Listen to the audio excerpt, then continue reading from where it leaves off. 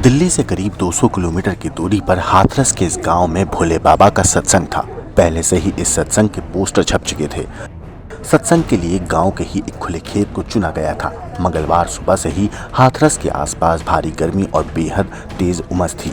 उस उमस भरे माहौल में सत्संग की जगह पर यूपी, राजस्थान, हरियाणा, उत्तराखंड और दिल्ली से करीब 1.25 से ज्यादा भक्त सत्संग में शामिल हो चुके थे। भोले बाबा का सत्संग वैसे ठीक ठाक निपट भी चुका था। सत्संग निपटने के बाद अब बाबा का काफिला वापस लौट रहा था। क्योंकि भीड़ बहुत ज्यादा थी, रास्ता एक, लिहाजा बाबा के काफिले को निकालने के लिए श्रद्धालुओं के रेले को रोक दिया गया। मगर इत्तेफाक से तब तक बहुत से श्रद्धालु तेज गर्मी और उमस की वजह से बेहोश हो चुके थे।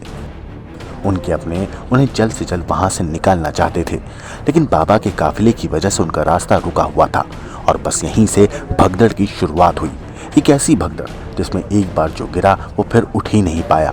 और हमेशा की तरह इन गिरने वालों में ज्यादातर महिलाएं थीं, बच्चे और बुजुर्ग थे। देखते ही देखते हजारों पांवों के तले 100 से ज्यादा जिंदगियां कुचल दी गईं। अब रास्ते पर काफिले की जगह हर तरफ बस लाशें पड़ी थीं। इस घटना के बाद से बाबा फरार है। किसी को कोई खबर नहीं कि बाबा आखिर है कहाँ। मगर इसी बीच एक खबर मीडिया में सामने आई है कि कन्हैया बनकर नाचता था सूरजपाल यानी कि भोले बाबा।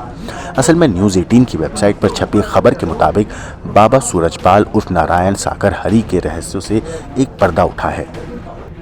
खबर के मुताबिक उसके पड़ोसी गांव की एक महिला ने दावा किया है कि सूरजपाल उर्फ बाबा के पास मोहित कर देने वाला मोहिनी मंत्र है, जिसके सम्मोहन में महिलाएं जकड़ जाती हैं। खबर के मुताबिक सूरजपाल बाबा के पड़ोसी गांव चक के लोगों ने कुछ ऐसा राज पर्दाफाश किया है जिसे सुनकर हर कोई हैरान है। जानकारी के मुताबिक बाबा के सत्संग में महिलाओं की भागीदारी हर जगह पर सबसे ज्यादा होती है, लेकिन वो क्यों होती है उसके बारे में खबर में दावा किया गया है कि बाबा के दरबार में महिलाएं रूपक बनकर आती थीं और बाबा उनके बीच में नाचता था। खबर के मुताबिक पड़ोसी गांव की महिलाओं ने कहा है कि बाबा के पास एक मोहिनी मंत्र है और जैसे ही महिलाएं उसके आसपास जाती हैं तो वो उसके सम्मोहन में जकड़ जाती हैं। महिलाओं ने दावा किया है कि महिलाएं आती थीं, रूपक बनती थीं, बाबा के आसपास रहती थीं। बाबा के पड़ोसी गांव में रहने वाले एक शख्स ने भी बाबा सूरजपाल पर सवाल उठाकर आरोप लगाए और कहा कि हमने देखा था उनके पास एक से बढ़कर एक सुंदर महिलाएं आती थीं। ये कहाँ से आती थीं? यहाँ तो ऐसी रासलीला होती है जैसे मथुरा में होती रहती थी। यहाँ गाड़ियाँ भरकर महिलाएं आती थीं, एक से बढ़कर एक सुंदर होती थीं।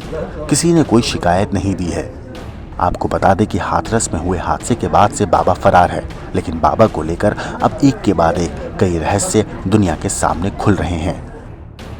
ब्यूरो रिपोर्ट, क्राइम तक।